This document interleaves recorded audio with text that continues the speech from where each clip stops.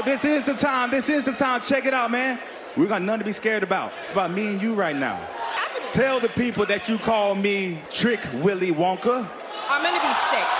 Wait, you know what? I can't do this. I'm not doing this. What? Not the time or the place.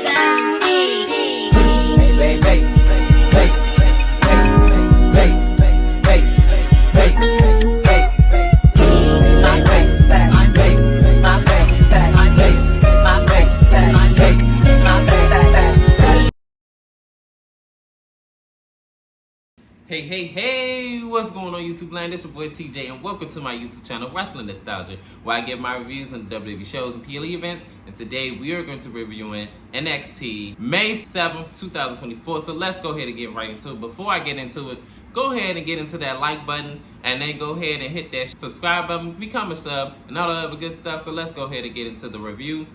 So we open up with Josh Briggs versus Wesley. They had a pretty standard back and forth match. I did enjoy seeing Wesley come back, and he is not playing around. He is coming for his NXT North American Championship, and he has quite a case because towards the end of the match, Wesley and Josh Briggs ended up on the outside of the ring. And mind you, Ivar is outside of the ring as well. So he wants to still have a stake or claim to being a #1 contender to Oba's North American Championship. And what happened was Josh Briggs, for whatever reason, wanted to grab up on trying to help himself up.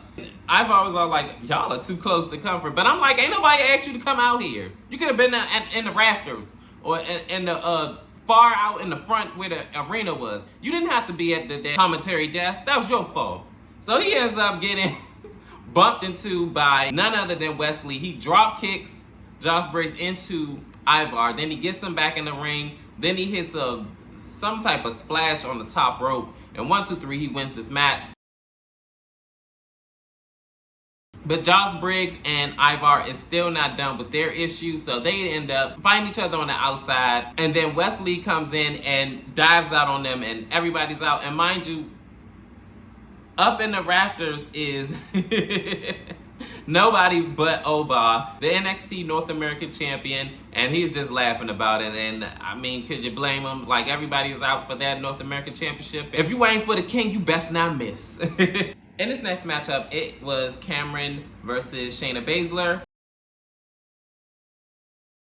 It was a pretty standard back and forth match with Shayna taking the lead and dominance of most of this match. Towards the end of the match, like, Shayna Baszler was working on the arm for a majority of this match, and Cameron was trying to fight back as much as she could, but to no avail. She tries to leap over her on the top rope, but Shayna Baszler catch her in midair into a coquina clutch. I think I'm saying that right. And then she makes her tap out, and that's it. And Shayna Baszler wins this match. So last week, Fallon Henley had turned her back on Thea Hale, and for whatever reason, Kalani is so confused as to why she turned her back on her. One of her teammates bumped into her, that's why. But I guess that wasn't reason enough for her. So this is when Kalani says that she wanted to slap her so bad, but then this is when Fallon Henley said, well, if you want to slap me so bad, why didn't you? She said, because I thought we were friends. She said, you know what? I don't need friends, and I'm tired of helping everybody else out. This time around, it's about me. This is when they get into it and get in each other's faces, and Kalani says, she doesn't even act like this, and da-da-da-da. So that ends that segment. In this next matchup, it is No Quarters Catch Crew versus Tyson and Tyreek.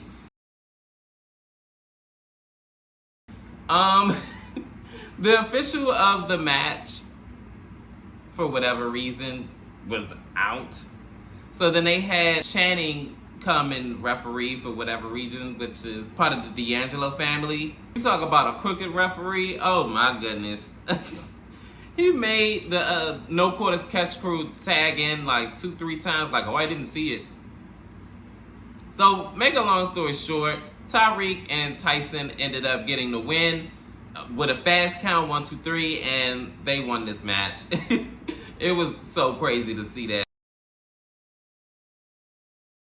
In this next segment, it is Gigi, Ariana Grace, and Chelsea Green. and they're all talking about Chelsea Green becoming the new NXT Women's Champion, and Ariana Grace is definitely put her stamp of approval on this movement, and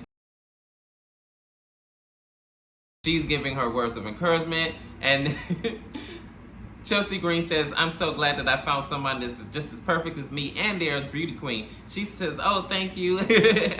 So it looks like Gigi Dolan is over this, and she does not want no parts of becoming a beauty queen or anything of the sort, and she says she is done and she's over with after Chelsea Green and Ariana Grace leaves. In this next matchup, it is Ariana Grace versus Michin.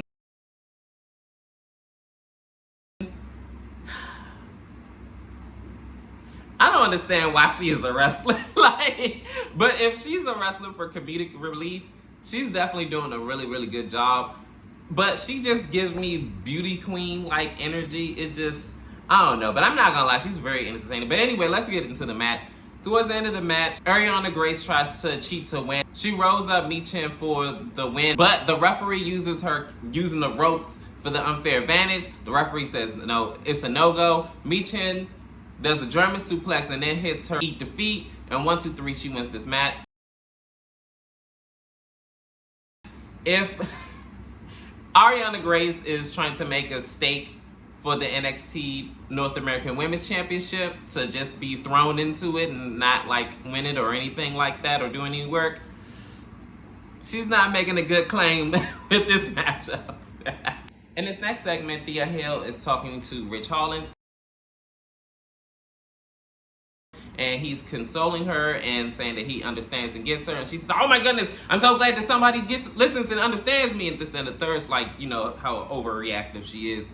So he says, "Yeah, you know, I have a daughter. She reminds me a lot of you. I hope that when she grows up, she has just as much passion as you do." So this is when Chase U comes in and congratulate her on her big win over JCJ. So this is when Lexis King comes in. He said, "Oh my goodness, what's going on here? Is this another bad Lifetime movie or something?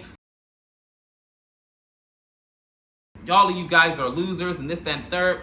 Make a long story short, Lexis King tells Rich Hollins that this business is not made for everybody, and this, that, and third. And then he says something about his daughter. So this is when Rich Hollins is like, "Hey, you talking like you want to get your teeth knocked down your throat." So Duke steps in and he says that you're nothing but a narcissistic, airheaded a-hole, and this, that, and third. Lexis King said that you done pissed the king off.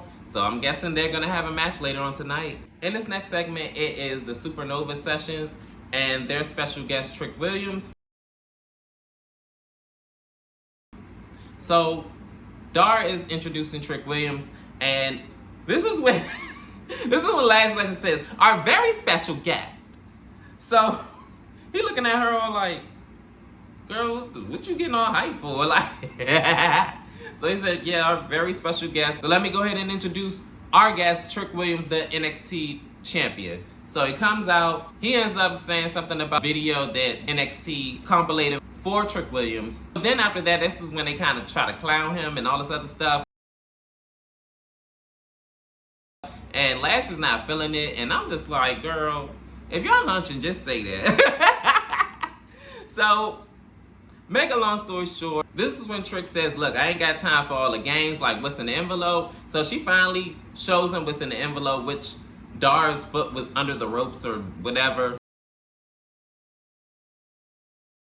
So this is when he was like, "That's it? This is what, like, what's in the envelope? This is what you wanted to show me? If you wanted an NXT championship match, you should have just said that." So they go back and forth and things like that. So Lash and Trick wind up getting into it.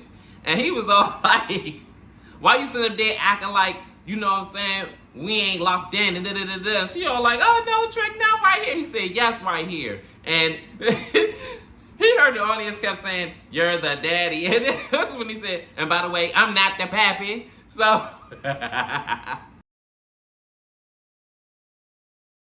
so they go back and forth. So he says, "Tell them how you like to call me, Willy Wonka." And I'm all like, "Willy Wonka? What?" So she all like, "Oh, I can't take this. I gotta go." So this is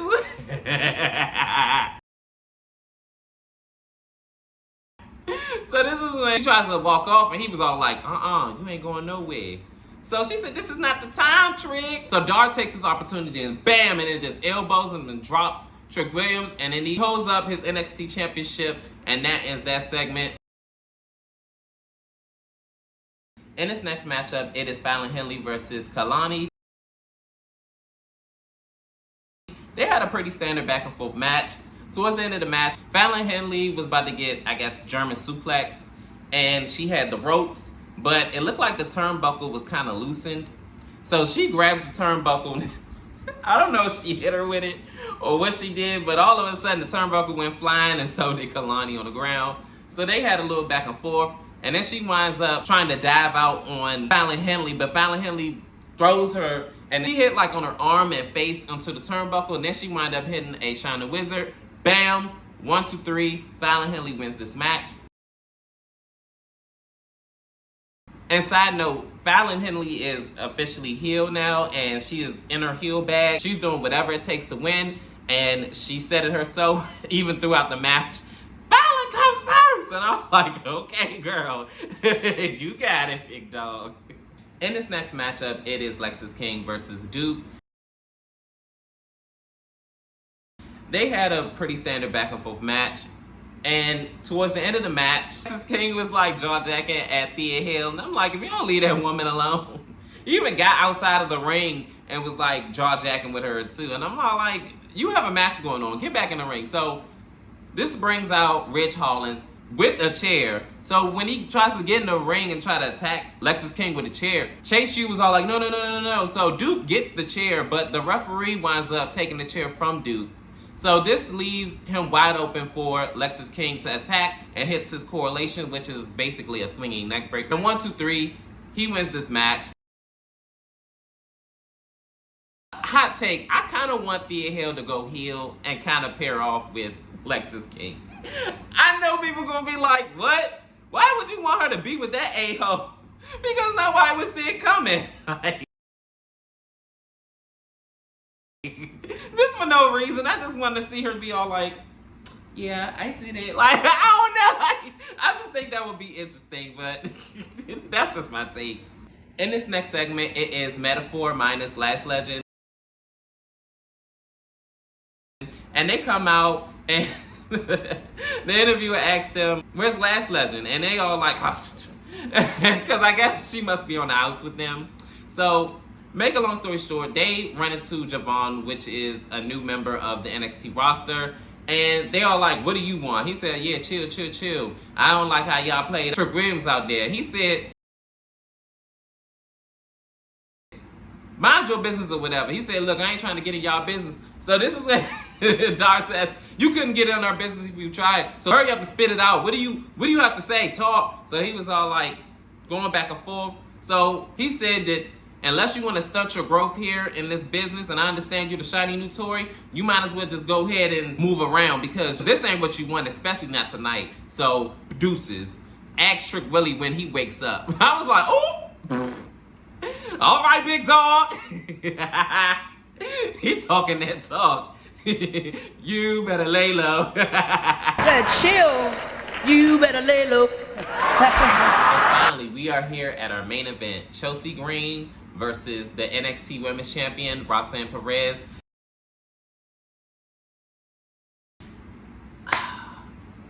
I'm not gonna lie, I'm thoroughly shocked by how well Chelsea Green can wrestle. Not that I didn't expect that out of her. WWE, at least on the main roster, have not really given Chelsea Green like a whole lot of leeway to really showcase like her wrestling ability. But I'm gonna be honest, I was impressed. Like missile drop kicks and everything like that, and flips, and you know, she was doing the technical wrestling things. Ryder must really be doing his big one in the ring with her, like trying to mold her wrestling abilities. But anyways, Roxanne Perez and Chelsea Green has really, really great chemistry in the ring. But towards the end of the match, Chelsea Green got Roxanne Perez a couple of times on the ropes where it looked like she was going to win the NXT Women's Championship. And to be honest, I would have been here for it if she did. But in the end, Chelsea Green swings Roxanne Perez to the ropes, and then she hits her own version of the pop rocks. It wasn't like the perfect version, but 1, 2, 3, Roxanne Perez retains her NXT Women's Championship belt. I'm gonna be honest, I really wanted Chelsea to win, and the crazy thing about it too, also I want to put it in there, the fans were chanting for Chelsea Green. Throughout this whole match, they really were rooting for her. And I'm really happy to see. I really do love Chelsea Green. Like I said before, there will be no Chelsea Green slander on this channel.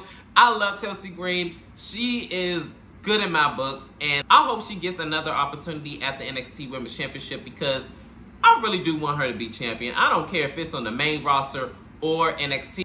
But how did you feel about NXT? Did you love it, or did you hate it, or you wasn't here for it? Was it the greatest show on earth? Let me know, comment down below, sound off in my comment section. And to be honest, I thoroughly enjoyed NXT, but like I said before, let me know in the comment section. Like, share, and subscribe. Help me grow my channel and all that other good stuff. You know how this go. And TJ, peace. I'm out.